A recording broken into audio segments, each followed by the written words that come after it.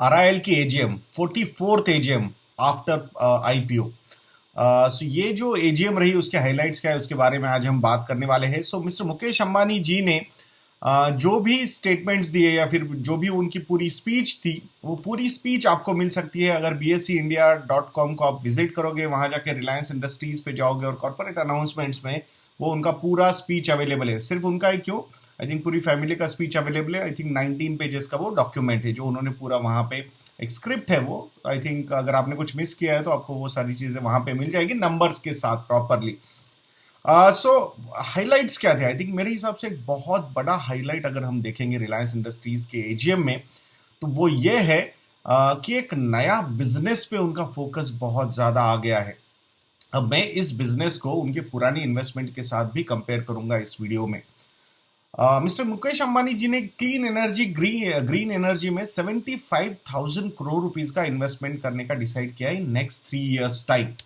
जो विजन है government of India का, मिस्टर नरेंद्र मोदी जी का, कि बाय 2030 450 गीगावाट्स इतनी एनर्जी रिन्यूएबल एनर्जी से प्रोड्यूस होनी चाहिए।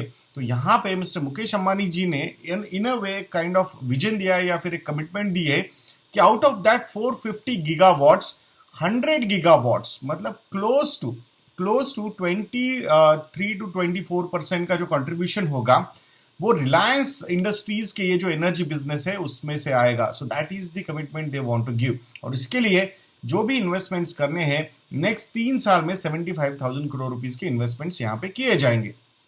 अब आप बोलोगे अभी तो लास्ट ईयर में जो डिस्कशंस हुए थे वहां पे तो कंपनी ने खुद को नेट डेट फ्री किया, फिर ये नया कमिटमेंट 75,000 करोड़ रुपीस का यानी कि $10 बिलियन का ये नया कमिटमेंट लेने की जरूरत क्या है, और इसी का रिएक्शन शायद आज मार्केट ने निगेटिव दिया है।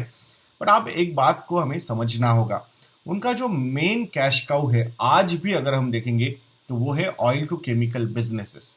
अब जो उनके दो दो ग्रोथ इंजिन है, एक है जियो एंड एक है रिलायंस रिटेल, उसमें से जियो ये जो बिजनेस है वो पॉजिटिव फ्री कैश फ्लो हो चुका है, उसका कैपिटल एक्सपेंडिचर डाउन हो चुका है year on year more than 50% and operating cash flows are increasing और डबल हो चुके हैं operating cash flows compare to last year. इसका मतलब क्या है कि नाउ जो भी उनके पास नया कैश जनरेट हो रहा है from their oil to chemical business, for that particular cash उनके पास दो ऑप्शंस अवेलेबल होते हैं। किसी भी कंपनी के पास क्या होते हैं, पहला ऑप्शन है कि आप री इन्वेस्ट करो या फिर आप डिविडेंड दे दो। अगर आपको री इन्वेस्ट करना है तो आपको ये आइडेंटिफाई करना होगा कि कौन से बिजनेस में, एग्जिस्टिंग बिजनेस में आपको उसको इन्वेस्ट करना है या फिर आपके पास कोई अदर ग्रोथ अपॉर्चुनिटीज अवेलेबल है क्या। यहाँ पे वो अदर ग्रोथ अपॉर्चुनिटीज को शायद मिस्टर मुकेश अंबानी जी या फिर रिलायंस इंडस्ट्रीज ने यहाँ पे सिलेक्ट किया है and that particular free cash flow from their oil to chemical business वो अभी यहाँ पे इस बिजनेस में जाएगा and that's what the commitment they have taken. Everybody knows that इनका जो ये ट्रेडिशनल लेगेसी वाला बिजनेस है ऑयल टू केमिकल का बिजनेस, इसका जो फ्यूचर है आई एम नॉट सेइंग कि इमीडिएटली खत्म हो जाएगा but next 10 to 15 years I think उसके बाद बहुत सारी चीजें चेंज हो सकती है। So till that particular time, if they are getting so much of cash, so they should direct this particular cash towards proper resources। और उसमें उनको क्लीन एनर्जी, ग्रीन एनर्जी में एक बहुत ही बढ़िया अपॉर्चुनिटी प्रेजेंट होती हुई नजर आ रही है। 5,000 एकर्स जामनगर में वो इन्वेस्टमेंट्स कर रहे हैं तो 60,000 करोड़ रुपीस की इन्वेस्टमेंट वहां पे होगी एंड 15,000 करोड़ रुपए इंफ्रास्ट्रक्चर रिलेटेड, उसके इंफ्रास्ट्रक्चर रिलेटेड वो इन्वेस्ट करने वाले हैं। सो दिस इज ये जो क्लीन एनर्जी का इकोसिस्टम वहां पे डेवलप करने की कोशिश कंपनी की तरफ से हो रही है। अब एक बात याद रखना है हमें, जब भी अगर 10 रुपए की इन्वेस्टमेंट होती है तो वो पर्टिकुलर 10 रुपए कैपिटल इन्वेस्टमेंट जो होती है वो 100 रुपए का जीडीपी जनरेट करने की कैपेसिटी रखता है। So I think this is going to be a very big opportunity for overall I think हमारे कंट्री के लिए। तो एक बढ़िया इकोसिस्टम वहां पे डेवलप अगर हो गई तो that will be a very good example to set.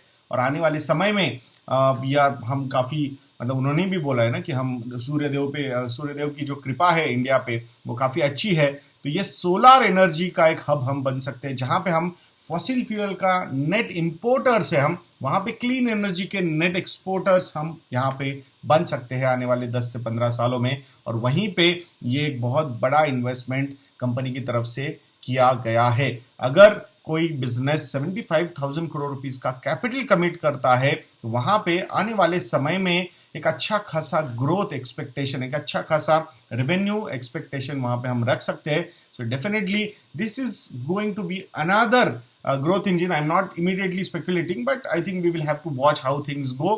But मुझे लगता है looking at the past performances on Jio and retail, ये काफी अच्छा अपॉर्चुनिटी मार्केट में इनके लिए प्रेजेंट होता हुआ नजर आ रहा है.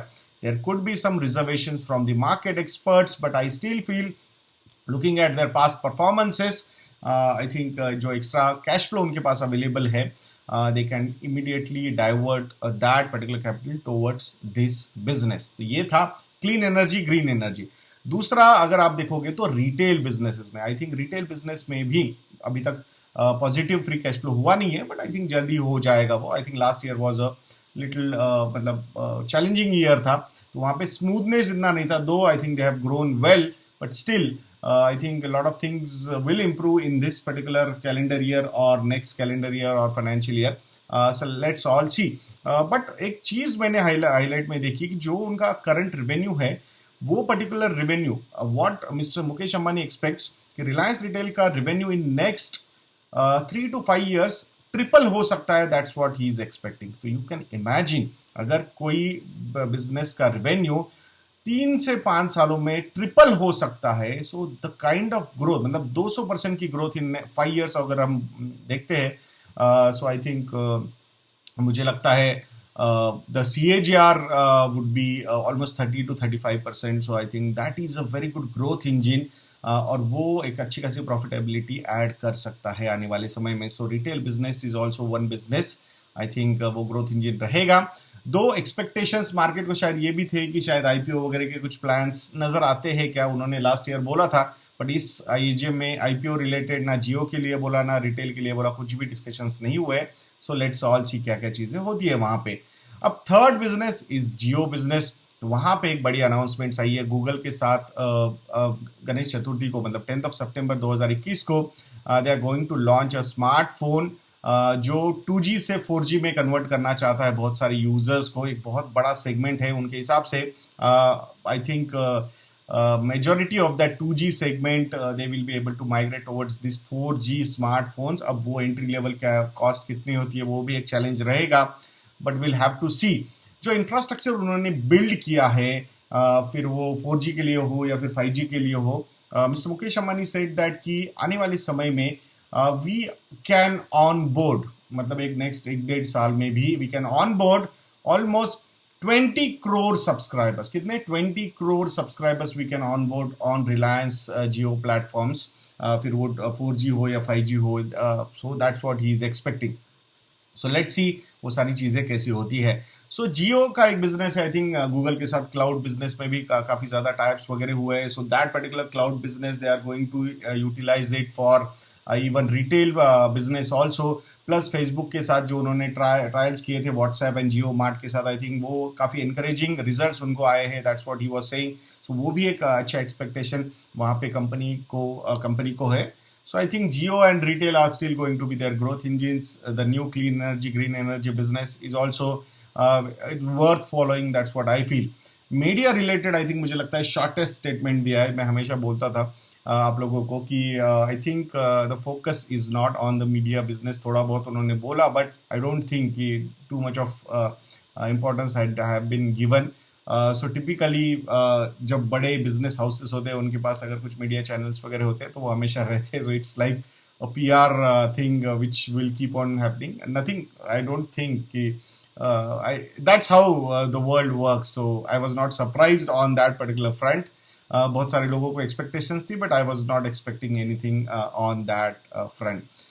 So I think overall अगर आप देखोगे, so कोई ऐसी एक बहुत बड़ी announcement है वो clean energy, green energy, but regarding retail and Jio कुछ ऐसी बहुत बड़ी अनाउंसमेंट्स उन्होंने नहीं की. अब ये 4G नेक्स्ट का फोन है, वो लॉन्च होगा सितंबर में. 5G के लिए I think infrastructure is ready. they are waiting to launch it everywhere. So let's see, I think कैसी ये सारी चीजें होती है, but interesting journey is ahead. That's what I feel. So ये एक छोटा सा एनालिसिस अबाउट दैट AGM मैंने आप लोगों के सामने प्रेजेंट करने की कोशिश की है. मैं आशा करूंगा कि आपको ये अच्छा लगा होगा. यदना इन्वेस्टमेंट एकेडमी के चैनल ने 5 लाख सब्सक्राइबर्स क्रॉस किए हैं, और उसी को सेलिब्रेट करने के लिए we have launched a coupon code, thank you promo code, और 40% अब तक का सबसे हाईएस्ट हमने डिस्काउंट इस 5 लाख सब्सक्राइबर्स के माइलस्टोन को अचीव करने के बाद रखा है। सो प्लीज विजिट इन्वेस्टरना.in। 3 साल का सब्सक्रिप्शन लोगे या फिर कॉम्बो ऑफर्स लोगे, so discount could be as high as 50 to 60% also. So please visit इन्वेस्टरना.in एंड वहां जाकर आप हमारे रिसर्च प्रोडक्ट्स को सब्सक्राइब कर सकते हो। वीडियो को लाइक करना, वीडियो को शेयर करना, चैनल को सब्सक्राइब करना मत भूलना दोस्तों। नेक्स्ट वीडियो में मिलते हैं। जय हिंद।